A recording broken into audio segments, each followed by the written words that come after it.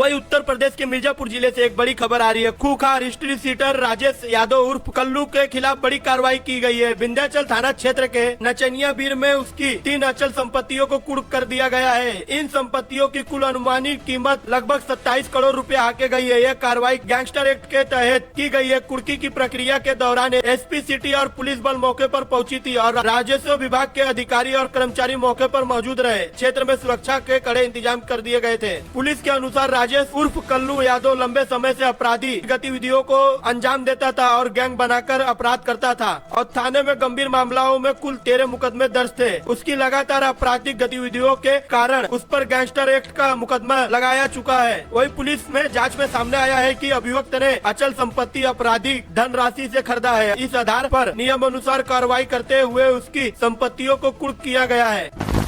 वही बनारस से गुरुवार की देर रात एक विवाद में हाई स्कूल के छात्रों को गोली मारकर हत्या कर दी गई है। वही हत्या में 24 घंटे के बाद अभी तक गिरफ्तारी नहीं हो चुकी है। वही आक्रोश परिजनों ने आक्रोश जताते हुए शुक्रवार की रात पोस्टमार्टम के बाद परिजनों ने वाराणसी और लखनऊ हाईवे पर शव को रखकर चक्का जाम कर दिया। हत्या की गिरफ्तारी की मांग करते हुए पुलिस पर कार्यशैली पर सवाल उठे। मृतक समीर के परिजनों ने चौराहे पर जमकर हंगामा किया। हमलावरों के गिरफ्तारी तक शव नहीं उठाने और अंतिम संस्कार नहीं करने की बात की। वही हाईवे पे जाम लगते ही वाहन की कतार लग गई। इसके बाद पहुंची पुलिस ने परिजनों को नोकझोंक हुई और पुलिस ने दबाव के बावजूद भी परिजन वहां से उठने के लिए तैयार नहीं थे। आक्रोश लोगों ने एम्बुलेंस समेत कई वाहनों में तोड़फोड़ की। एम्बुलेंस को पुलिस ने हटवाकर साइड में खड़ा करवा दिया। इससे परिजनों ने शव लेकर पोस्टमार्टम हाउस से निकले ही थे। पुलिस ने परिजनों को समझाने और कार्रवाई की बात कहकर शांति रहने को जुट गई। भदोही जिले से एक बड़ी खबर सामने आ रही है। खटकरी गांव में समाज सेवक कमलाकांत दुबे की हत्या के बाद अब उनके परिवार को भी जान से मारने की धमकी मिल रही है। पुलिस ने आरोपियों के परिजनों के खिलाफ मुकदमा दर्ज कर लिया है। विवेक कुमार दुबे ने भदोही थाने में दी गई तहरीर में बताया कि उनके पिता कमलाकांत दुबे की 10 दिसंबर 2025 की रात 4 अभियुक्त ने हत्या कर दी थी। इन अभियुक्त को गिरफ्तार कर जेल भेज चुके हैं। विवेक का आरोप है कि अब उनके अभियुक्त के परिजन जान से मारने की धमकी दे रहे, जिसमें शेषधर यादव, सतीश यादव, अशोक कुमार यादव और रोहित यादव पिछले 3 दिन से उनके और उनके परिवार को लगातार जान से मारने की धमकी दी जा रही है। सोचने की बात यह है कि समाज सेवक कमलाकांत दुबे की हत्या के बाद से गांव और क्षेत्र में तनाव का माहौल बना हुआ है। अब परिवार को भी मिल रही धमकी के मामले से और गंभीरता बना दी है। वही पीड़ित परिजनों ने प्रशासन से दोषियों के खिलाफ सख्त कार्रवाई की मांग की है।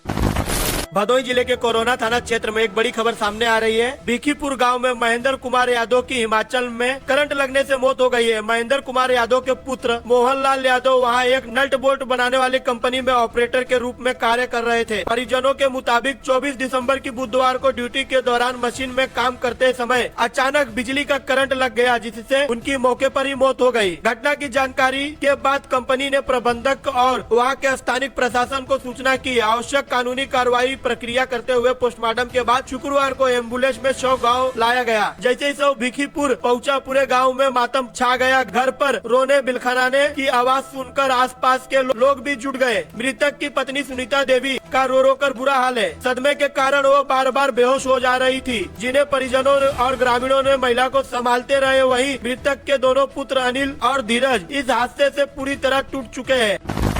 जौनपुर जिले में गुरुवार की शाम को भी घने कोहरे की चपेट में है। इस कारण सड़कों पर वाहन की रफ्तार धीमी हो गई है। आने जाने वालों लोगों को कुछ दिखाई नहीं दे रहा है। वही अधिक ठंड बढ़ने से जिला अधिकारी ने सभी स्कूल बंद करने के आदेश दिए हैं। गुरुवार की शाम से ही जनपद में कोहरे का ढाका रहा। शुक्रवार की सुबह भी आसमान में बादल छाए रहे और सड़कों पर सन्नाटा पसरा रहा। सुबह के समय वाहन लाइट जलाकर और धीमी गति से चल रहे थे। कोहरा इतना घना था कि कुछ दूरी तक देखने के लिए मुश्किल हो रही थी, जिससे वाहनों को रफ्तार थम सी गई थी। पारे में गिरावट के कारण गलन बढ़ गई है। वही दिन भर सूर्य देव के दर्शन नहीं हुए, जिससे ठंड का प्रकोप जारी रहा। शाम होते ही बाजारों में सन्नाटा पसर गया और ग्राहकों की कमी हो गई। कमी के कारण दुकान जल्दी बंद हो रहे हैं। स्कूल आने जाने वाले छात्रों को और नौकरी पेशा लोगों को सबसे अधिक परेशानियों का सामना करना पड़ रहा है।